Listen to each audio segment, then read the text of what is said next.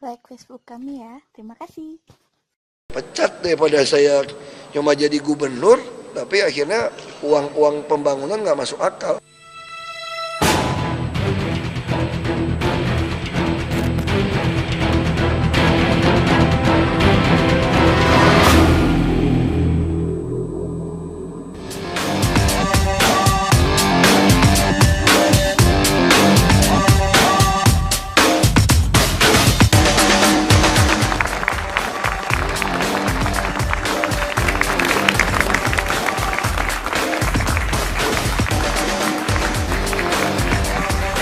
Selamat malam pemirsa, perseteruan antara Gubernur DKI Jakarta Basuki Cahayapurnama dan DPRD DKI Jakarta terkait RAPBD DKI 2015 meruncing. Mediasi yang dilakukan Kemendagri pun berakhir ricuh. Sebelumnya, pernyataan Gubernur Ahok tentang dana siluman senilai triliunan rupiah dibalas DPRD dengan menggulirkan hak angket. Kemana kasus ini akan bermuara? Lantas siapa yang sebetulnya paling merugi? Saya Putri Ayu Ningtyas, Anda menyaksikan Forum Indonesia, Kisruh Dana Siluman APBD.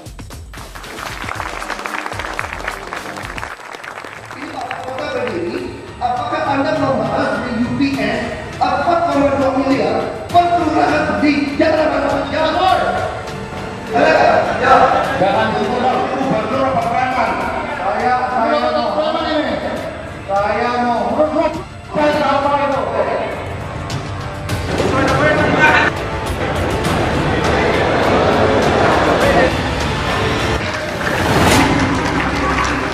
Nasib rancangan anggaran pendapatan dan belanja daerah DKI Jakarta 2015 hingga saat ini masih terkatung-katung. Adalah dana siluman yang menjadikan pengesahan APBD DKI 2015 ke Kementerian Dalam Negeri menjadi berlarut-larut.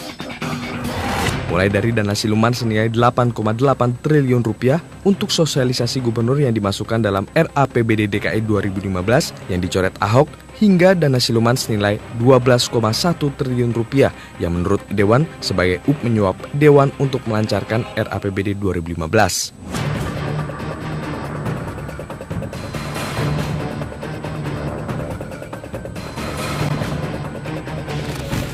Namun Ahok justru membeberkan sederet taktik oknum anggota DPRD memasukkan dana siluman hingga 12,1 triliun rupiah dalam RAPBD DKI ini ke Komisi Pemberantasan Korupsi.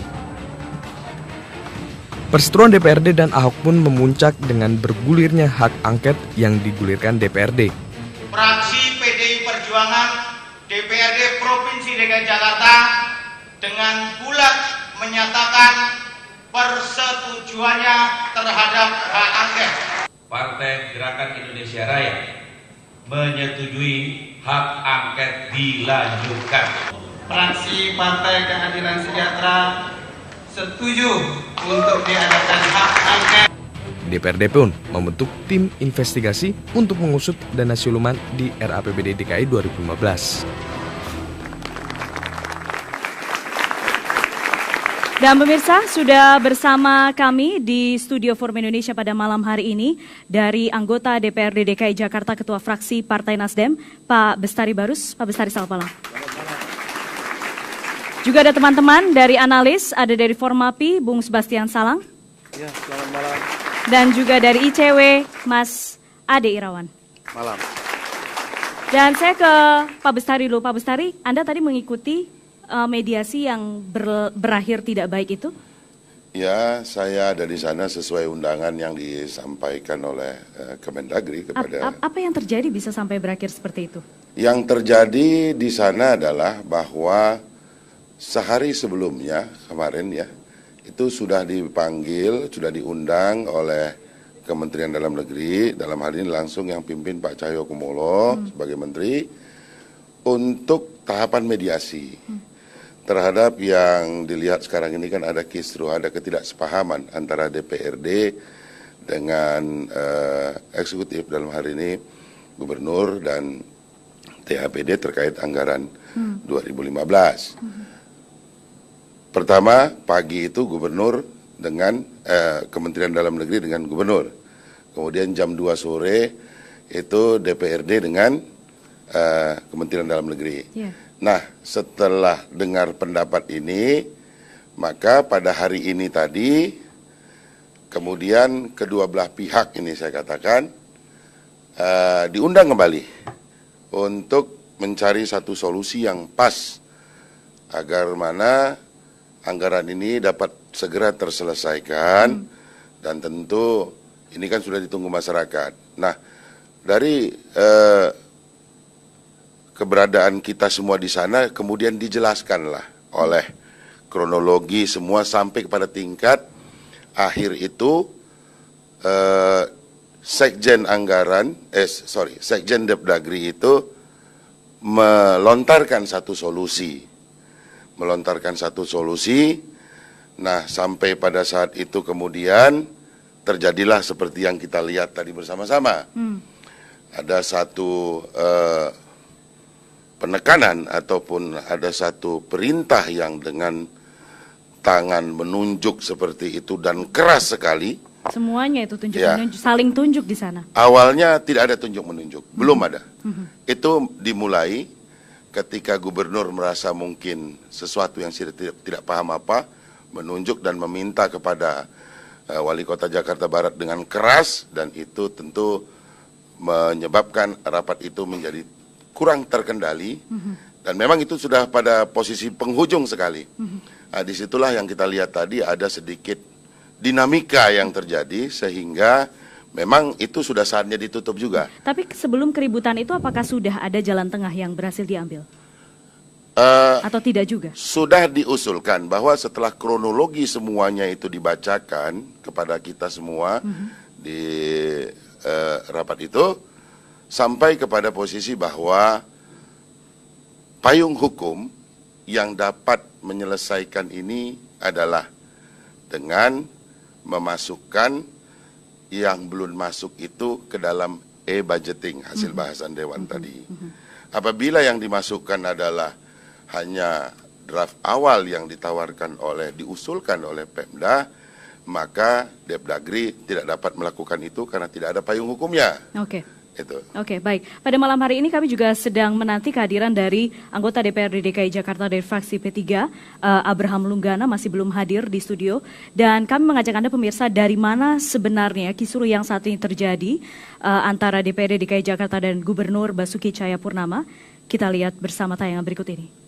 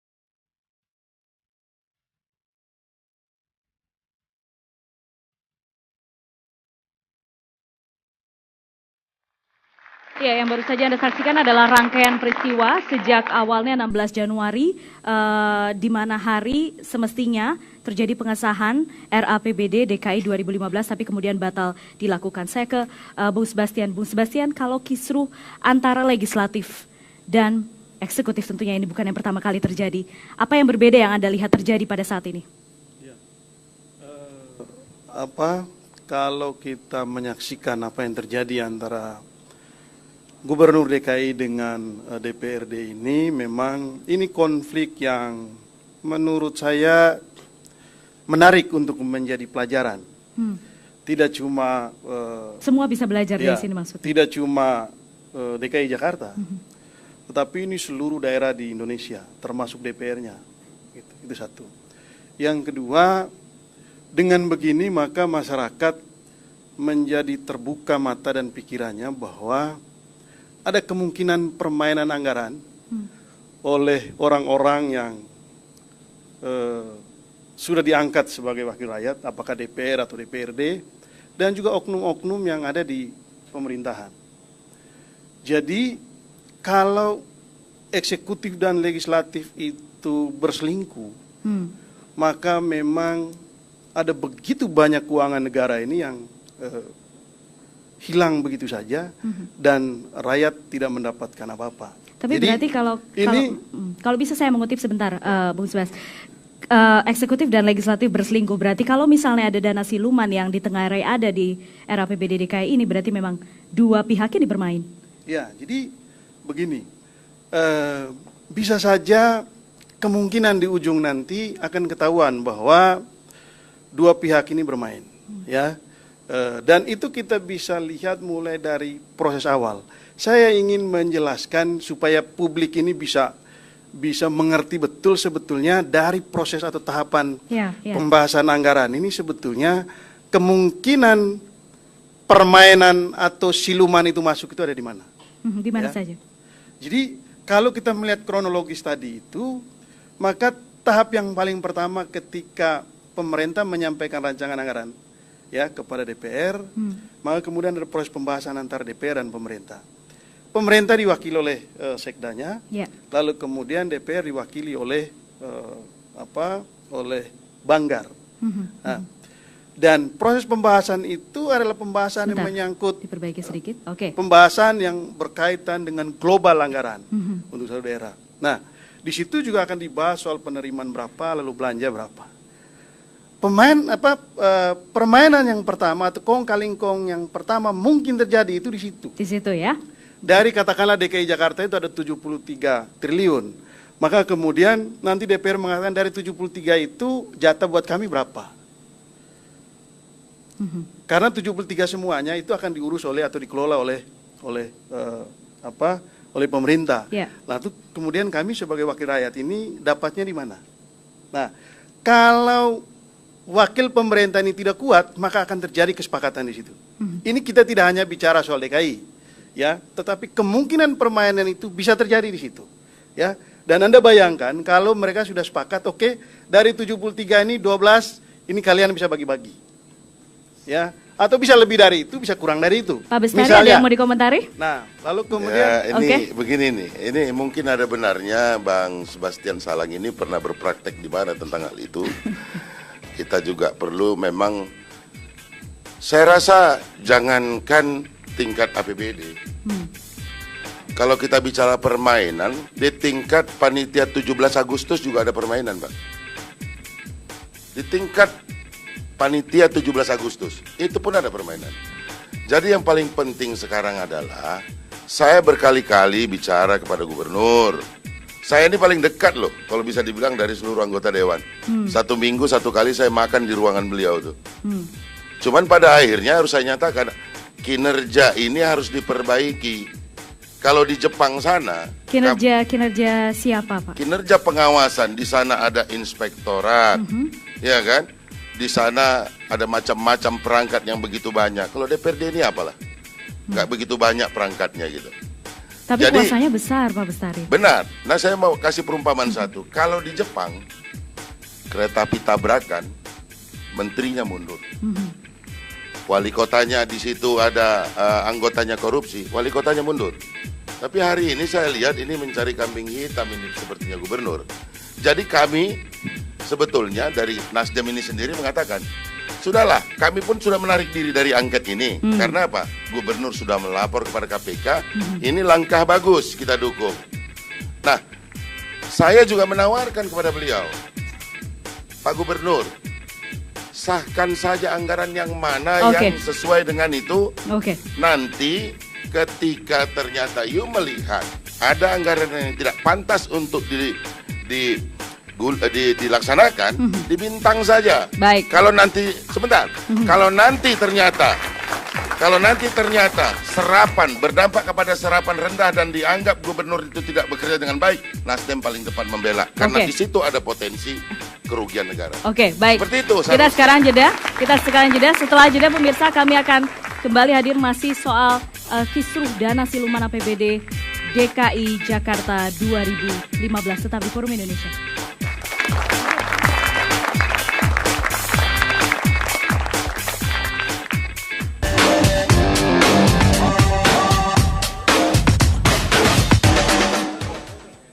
Like Facebook kami ya. Terima kasih.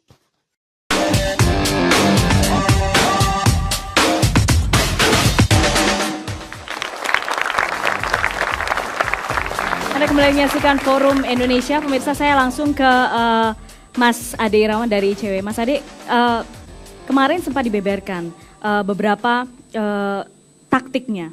Tadi memang kalau misalnya sudah disampaikan oleh Pak Bestari memang ya mungkin memang itu yang terjadi kemarin-kemarin. Tapi toh juga akhirnya sekarang ya 2015 sudah terbaca lagi.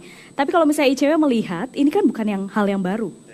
Ya, kalau misalnya sekarang yang harus disoroti ataukah ini satu-satunya kasus yang terbuka terang benderang?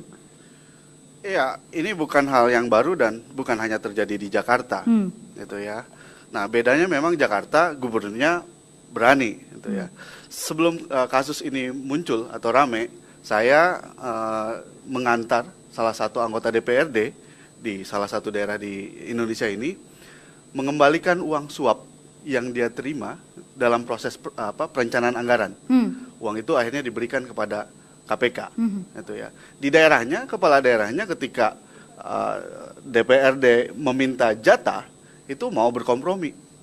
Oke, tahu sama tahu, yang penting ya, ini mau berkompromi, akhirnya diakomodir beres sehingga gitu ya prosesnya smooth gitu ya, tidak ada masalah. Bahkan kalau dalam penelitian kami ada juga daerah-daerah yang bukan cuma mau kompromi, diberi jatah anggota DPRD-nya gitu ya. Sehingga ya tidak ada konflik macam ini.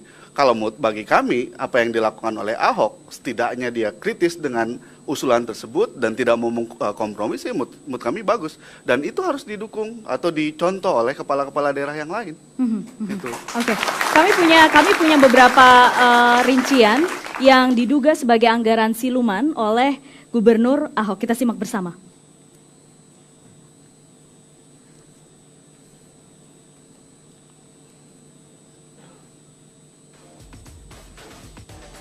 Ya, kita simak bersama rincian anggaran siluman. Oke, sedang dipersiapkan. Saya langsung ke Mas Ade.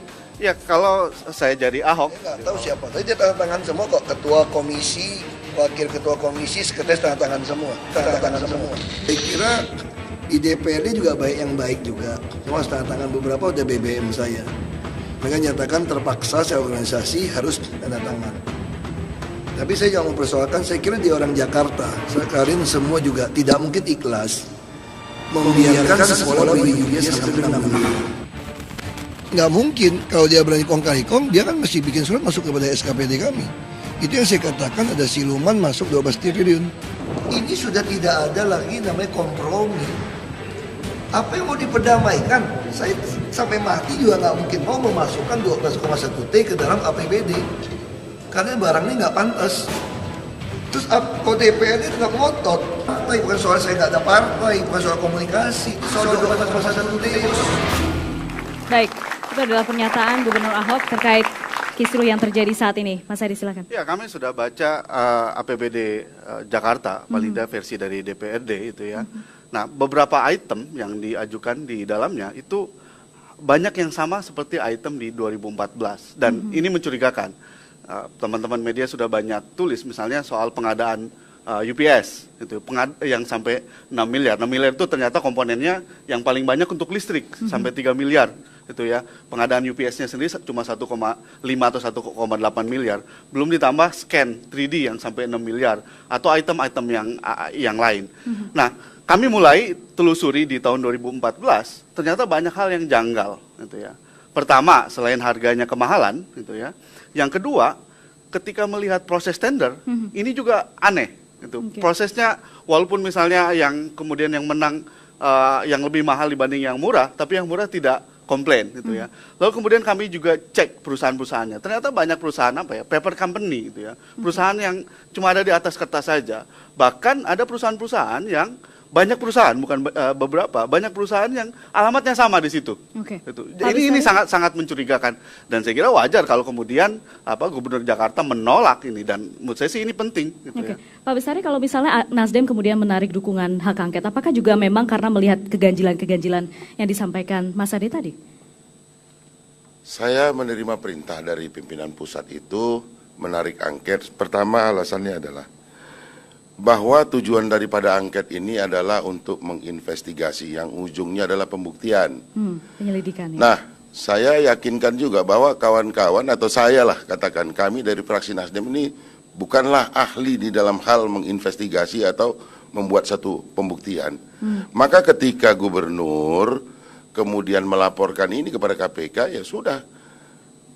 Kami rasa ini sudah cukup dan kami menarik diri. Masih banyak yang perlu kita perhatikan. Contoh, reklamasi yang tidak kejuntrungan atau dipluit. Oke, maksudnya Ya, masih banyak hal yang lain gitu. Oke, maksudnya ketika gubernur sudah menyerahkan ini kepada KPK, jadi Nasdem merasa oke, ya sudah biarkan penyelidikan dilakukan oleh KPK kemudian. Silakan.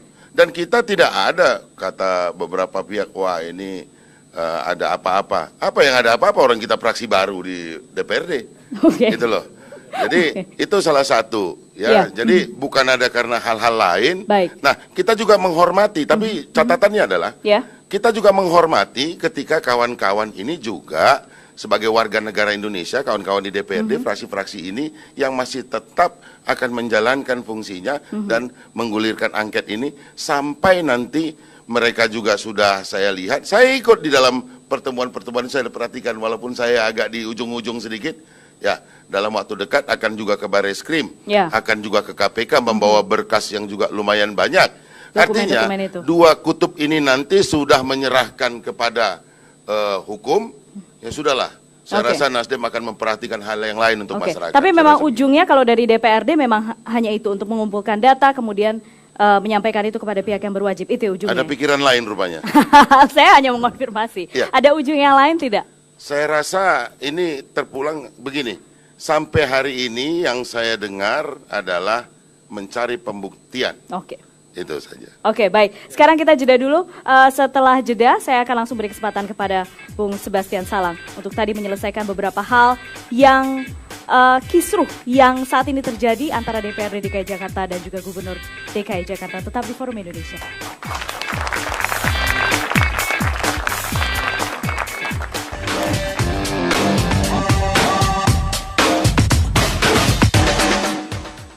Like Facebook kami ya. Terima kasih.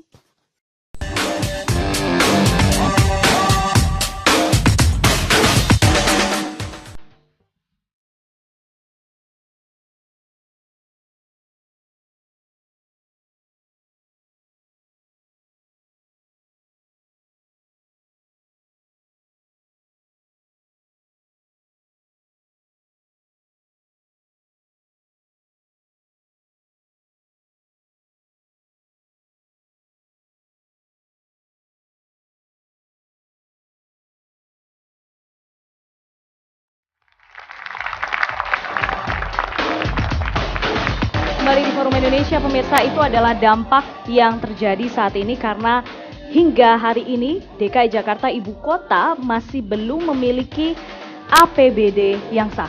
Bu Sebastian tadi mengatakan bahwa itu semua memang ada alurnya. Tadi bisa dilanjutkan lagi, Ya, jadi saya lanjutkan supaya pemahamannya utuh. Jadi kalau itu sudah ada kesepakatan di level katakanlah Sekda bersama banggarnya, maka kemudian teknis lebih lanjutnya nanti dioperasionalisasikan di komisi-komisi. Di komisi-komisi itulah bersepakat dengan dengan SKPD atau dinas-dinas terkait. Gitu. Itu pilihan yang pertama. Ya, bagaimana mengoperasionalisasi itu nanti akan dilakukan oleh SKPD bersama komisi. Kemungkinan yang kedua adalah memasukkan program itu ketika proses pembahasannya sudah sampai di komisi bersama dinas. Nanti DPRD bisa memasukkan programnya. Oke? Kemungkinan yang lain, meskipun sudah selesai pembahasan, maka kemudian dimasukkan dari belakang program yang diusulkan, tinggal bagaimana SKPD itu memasukkan di dalam rancangan anggaran. Jadi intinya banyak jalur juga. Dan itulah kemungkinan permainan yang akan terjadi. Yang kita bicarakan ini dan apa yang dilakukan Ahok itu adalah bagaimana membuat perencanaan anggaran yang benar gitu. Jangan sampai perencanaannya sudah terjadi korupsi. Itu loh yang penting. Jadi kalau sudah dari proses perencanaan anggaran itu sudah korup, maka kemudian pasti besar sekali peluang pada pelaksanaannya akan terjadi korupsi dan akan kehilangan uang negara. Tapi gitu. kemudian Itu sudah ada e-budgeting kan? Ya, maka kemudian kalau perencanaannya sudah beres, maka tahap berikutnya bagaimana kita menyiapkan perangkat pengawasan. Nah, apa yang dilakukan oleh Ahok, Gubernur DKI Jakarta ini adalah menyiapkan sebuah strategi baru dengan menggunakan e-budgeting ini supaya tidak mudah orang memasukkan atau menyelundupkan program ke dalam rancangan anggaran yang sudah disiapkan. Jadi dengan e-budgeting ini, kalau ada satu SKPD memasukkan sebuah program, itu akan bisa diketahui oleh gubernurnya. Oh, SKPD ini katakanlah dinas Bang, itu kan masukkan program kan nggak salah ya. Nggak salah. Kalau nggak itu salah. bermanfaat guna bagi masyarakat kan nggak salah gitu loh. Itu modusnya dulu, itu modusnya Ya. dulu. Itu nggak salah. Tapi Ya, asal jangan semuanya setiap dilakukan di level ini evaluasi kan? Ini yang saya khawatirkan. Ketika saya tidak ada di dalam angket itu. Ketika semua langkah gerak SKPD yang berdasarkan hasil pengamatan di lapangan, kemudian permintaan dari masyarakat, ditambah lagi dengan hasil reses kita, ini semuanya mengalami intimidasi, gitu loh. Kalau kalian masukkan itu, begini, SMS beredar. Oke. Jangan laksanakan itu, karena kalau tidak, sekarang gini, kita selalu bercuriga terhadap yang 12 triliun kata gubernur. Anggaran APBD DKI itu 73 triliun, 73,08.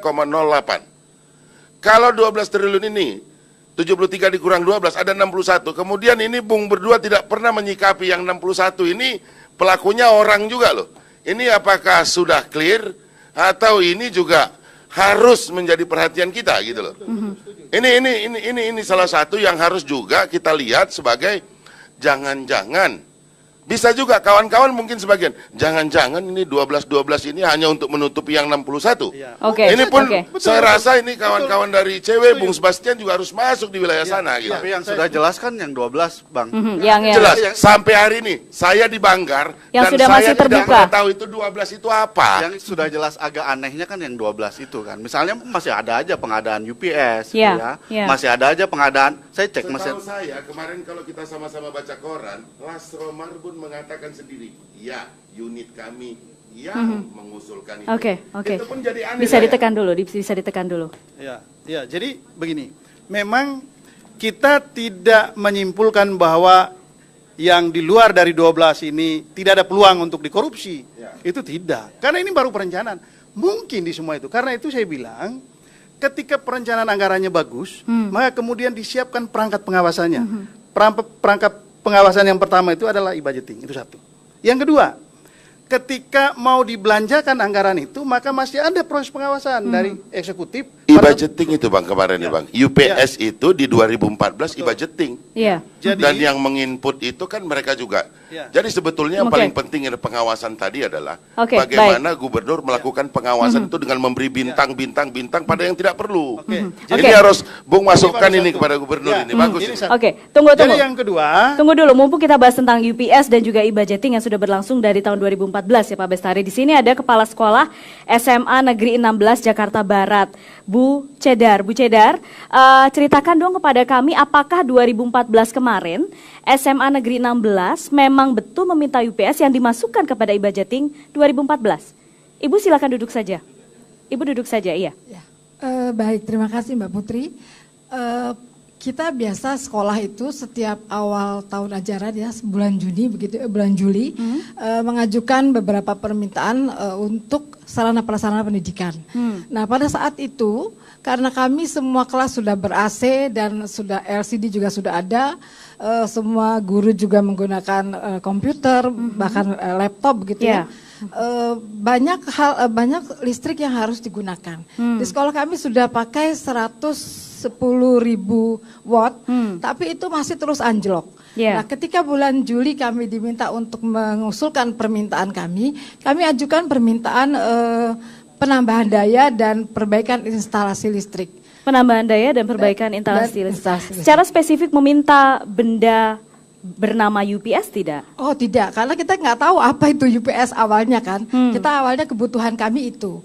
Kemudian ketika disampaikan, lalu sebulan kemudian kami diundang untuk mendengarkan beberapa informasi dari vendor-vendor yang mempunyai produk itu gitu ya. Terus sudah dikenalkan, lalu bulan keduanya sekitar bulan Oktober gitu, kami didatangi oleh petugas istilahnya tuh dari perusahaan itu untuk menanyakan di mana tempat yang bisa kami letakkan UPS. UPS itu apa? Itu alat yang untuk membantu sehingga listrik tidak terlalu dibutuhkan banyak karena sudah ada dibantu oleh untuk alat elektroniknya paling tidak sudah dibantu. Nah kita tunjukkan di ruang khusus nggak ada, kita nggak punya ruang khusus, ada di lapangan. Lapangan di sana nggak cukup karena dia besar gitu. Kita juga nggak tahu sebesar apa. Jadi pada saat hingga petugas datang, sama sekali tidak ada informasi yang menyampaikan bahwa hey SMA 16 ini loh mau dapat alat seperti ini karena kemarin meminta begini tidak ada. Belum ada. Dan ketika alat itu datang juga tidak bisa menolak. Karena memang menurut Sudin itu memang kita minta, jadi sebagian dari membantu alat listrik supaya tidak anjlok, begitu. Jadi lalu begitu datang kita tunjukkan ada di sana, kita buatkan mereka buat di lapangan parkir motor, sehingga anak-anak sebetulnya sudah agak komplain, aduh kita parkir di mana Bu? Sudah nggak apa-apa di situ. Tapi sekarang alat itu masih digunakan. Akhirnya alat itu datang kapan? Desember 2014.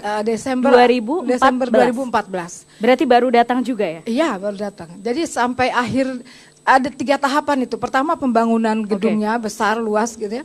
Lalu pengisian baterai, lalu yang keempat pelatihan operasional. Bu Cedar ditanya oleh Pak Bestari. Iya Pak. Anjlok lagi nggak listriknya Bu? Setelah itu bulan Januari kan baru habis masuk libur. Ketika kita belajar ada anjlok, tapi listriknya yang mati. Mereka yang sedang di ruang komputer tetap berjalan. Lalu guru-guru yang sedang entry data, lalu yang sedang di lab bahasa itu mereka tetap bisa berjalan. Baik. Yeah. Saya lanjutkan dulu ya supaya tuntas gitu. Jadi disiapkan perangkat pengawasan. Pengawasan yang kedua, tahap yang kedua adalah nanti gubernur atau kepala dinasnya melihat apakah barang-barang yang dimasukkan dalam mata anggaran itu sangat dibutuhkan atau tidak. Nah, itu dia. Kalau tidak dibutuhkan, maka gubernur bisa mengatakan ini tidak boleh dibelanjakan. Itu yang kedua. Yang ketiga begini, tadi terkait dengan 61 triliun itu. Iya, sisanya. Ya, sisanya. Saya ingin mengatakan begini. Prinsipnya tidak boleh ada 1 rupiah pun uang negara yang tidak bisa dipertanggungjawabkan, harus bisa dipertanggungjawabkan. Dan yang melakukan kontrol itu adalah DPR. Begitu. Karena itu sebetulnya mekanisme pengawasan terhadap pelaksanaan anggaran itu sebetulnya berlapis-lapis. Nah, masalahnya kemudian kalau di proses awal perencanaan itu sudah terjadi kong-kali-kong antara eksekutif dengan pihak yang melaksanakan itu, maka sia-sia semua proses pengawasan dan tahapan-tahapan pengawasan. Itulah yang sedang kita bicarakan. Baik, itu adalah tadi yang disampaikan oleh sebelum kita maju lebih jauh soal korupsinya atau angket yang mau dibicarakan dan oleh juga soal DPRD dana siluman ini. tadi. Tapi menyikapi yang disampaikan oleh Bu Cedari tadi, saya nanti akan ke Pak Bestari. Pak Bestari, itu artinya apa ya? Yang dibutuhkan sudah disampaikan, yang datang berbeda. Oke, nanti setelah jeda dijawab ya Pak Bestari, tetap bersama kami di Forum Indonesia.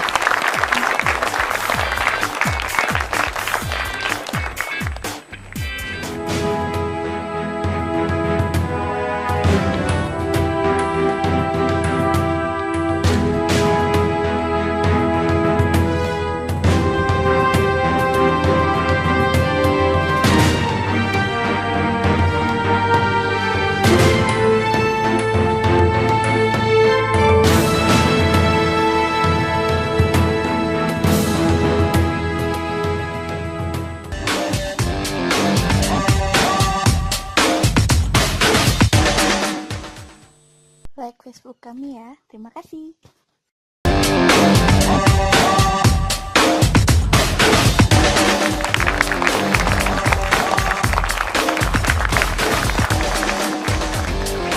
Terima kasih Anda masih bersama kami di Forum Indonesia Kisruh Dana Siluman APBD. Kembali kami sampaikan pemirsa, kami sudah mengundang anggota DPRD DKI Jakarta dari fraksi P3 Abraham Lunggana, tapi belum juga hadir di studio Forum Indonesia hingga saat ini. Saya langsung ke Pak Bestari. Pak Bestari, kalau misalnya tadi yang dari cerita Bu Sedar, Kepala Sekolah SMA 6, permintaannya sudah sesuai yang dibutuhkan, SMA 16 mohon maaf, permintaan sudah sesuai yang dibutuhkan, tapi yang datang berbeda, berarti ada perencanaannya yang tidak tidak pas. Nah, ini bukan masalah perencanaan, gitu loh. Tapi ini kalau misalnya dari sumber pengawasan. perencanaannya aja sudah salah interpretasi Nah, kan? yang merencanakan bukan DPRD. DPRD tidak masuk ke wilayah teknis, gitu loh. Nah, dan juga tidak berusaha melacak ataupun itu tidak. Melacak bagaimana maksudnya nih? Enggak, jadi menerima tadi misalnya menerima draft, tapi draftnya ada yang sama juga. Itu ada ribuan loh, puluhan ribu bukan ribuan. Jadi tidak mungkin mengecek itu satu persatu. Saya rasa tidak mungkin, makanya kita kembalikan, kan legislatif kita itu hanya menyetujui, menganggarkan, ya kan, mengawasi, melaksanakan itu yang sesuai namanya lah, eksekutif, eksekutor, mereka lah ini. Nah, inilah yang paling penting bagi kami, bahwa ada komitmen dari gubernur sendiri untuk mulai memberdayakan betul-betul itu dia punya inspektorat. Pada satu rapat anggaran, saya senang sekali ketika diumumkan oleh Sekda bahwa inspektorat sekarang bekerja akan mengantisipasi terjadinya hal-hal yang terkait seperti ini tadi. Barang yang tak pas, jangan. Ya, jadi jangan setelah kebakaran atau setelah terjadi berteriak-teriak ini gubernur. Semua dibilang maling. Saya sedih loh dibilang maling. Saya datang ke rumah ponakan saya, kemudian bagi rampokannya sedikit kata gubernur, udah banyak. Ini luar biasa ini. Itu menyakiti. Nah, ini yang saya harapkan Bang Sebastian, Bang Ade dapat memberikan input kepada gubernur. Supaya memberdayakan seluruh perangkatnya untuk mengawasi satu persatu, bintang-bintang tidak boleh jalan. Kalau nanti ternyata di ujung di LPJ pertanggungjawaban silpa tinggi, ini maju paling depan Nasdem. Tapi kalau misalnya sekarang yang soal dana siluman ini, kemudian ada yang ingin mengajukan 106 anggota DPRD mengajukan hak angket. Anda sudah tidak mengajukan itu. Tapi kalau misalnya dari sisi DPRD sendiri bahwa itu berarti sudah siap buka-bukaan, sudah siap habis-habisan untuk menunjukkan siapa yang benar, siapa yang salah. Ya, seperti itu. Makanya saya senang sekali berada pada situasi ini karena dua belah pihak ini menyatakan dua-duanya benar. Biar Nasdem di tengah-tengah kan, bagus ini barang. Oke, kan baik, begitu. baik. Dampaknya sebesar apa soal RAPBD DKI Jakarta yang tidak kunjung disahkan ini? Ada Pak Budi dari SMA Negeri 16. Silakan Pak Budi. Saya adalah guru honorer di SMA Negeri 16. Dengan adanya kisruh APBD ini, kita udah hampir Januari, Februari, dan hampir Maret ini belum gajian. Ya, tadinya saya gemuk, sekarang agak kurus. Oke. Ya, pertanyaan saya sampai kapan nih berakhir? Kan kasihan teman-teman saya juga dengan yang ada di DKI, bagaimana mereka yang tidak terbayar. Pertanyaan bisa kepada Pak Bestari ya? Oke, Pak Bestari. Jadi Bapak Ibu sekalian, sekali lagi kami mohon maaf ada kisruh seperti ini, tapi perlu saya informasikan dari hasil mediasi tadi, ada tenggat waktu yang ditetapkan oleh Menteri Dalam Negeri, Pak sama Pak kita senasib, saya juga nggak gajian nih, udah 3 bulan. Gitu. Jadi ada tenggat waktu itu tanggal 24 ini clear. Dan April nanti sudah jalan semuanya. Itu Insya Allah April jika ini memang dua-duanya kita ini, katakanlah saya masih termasuk DPRD, jadi saya sebut kita dan gubernur ini masih bandel, ya, masih belum bisa mengutamakan kepentingan rakyat, maka akan dipakai APBD 2014 karena tidak boleh ada provinsi yang tidak ada APBD-nya. Ya, itu memang kembali pada aturan perundang-undangan yang berlaku, Mas Ade. Iya, yang juga harus diperhatikan adalah dampak apabila kemudian gubernur meloloskan 12,1 triliun ini. Ya. Itu juga harus diperhatikan. Itu yang pertama. Yang kedua terkait dengan UPS, sebenarnya kami juga menerima laporan banyak dari sekolah. Nah, saya sepakat bahwa penting pengawasan. Tapi kalau dilihat dari banyak kasus yang pernah kami tangani dan kami teliti, problem mendasarnya itu seperti yang disebutkan Sebas tadi, ada di perencanaan, gitu ya. Kalau ini kan dampak tadi, misalnya minta apa tapi dikasih yang berbeda, gitu ya. Nah di perencanaan ini yang saya kira yang sering kami sebut korupsi politiknya ada di situ. Baik. Misalnya kalau spek sudah dipesan duluan atau kemudian daerah yang akan mendapatkan proyek dipesan duluan begitu. Apakah kemudian pembahasan yang untuk menyusupkan anggaran-anggaran siluman itu di ruang-ruang yang formal? Catatan kami tidak. Baik. Itu di ruang-ruang informal, misalnya dititip gitu ya lewat staf gitu ya untuk dimasukkan di APBD. Itu yang harus kita waspadai yang kemudian membuat. Bu Sebas, 1 menit singkat saja, singkat sekali Bu Sebas. Ya begini. Karena ini sudah di penghujung, kita melihatkan Pak Gubernur itu bersikeras untuk mempertahankan agar yang 12,1 T itu tidak akan dimasukkan. Sementara DPR merasa bahwa kita juga sudah benar. Karena itu, menurut saya, angket itu tetap jalan terus, tetapi begini. Angket itu tidak hanya soal prosedural anggaran. Tapi yang paling penting itu adalah angket menggali substansi persoalan yang menyebabkan terjadi keributan ini. Harapannya sehingga bisa nanti diketahui siapa yang mengusulkan anggaran siluman itu, kepada siapa diusulkan dan siapa yang menerima. Baik, dan perusahaan-perusahaan yang menang itu terafiliasi dengan siapa. Baik. Terima kasih. Kalau itu semua dibongkar, terima kasih. Kemudian rame-rame ini ada manfaat.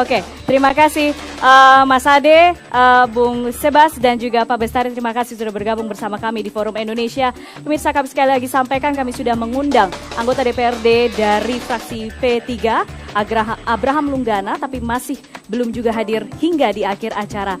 Dan atas nama teman-teman yang bertugas, saya Putri Ayu Intias pamit. Selamat malam, salam Forum Indonesia. Terima kasih Pak Bestari.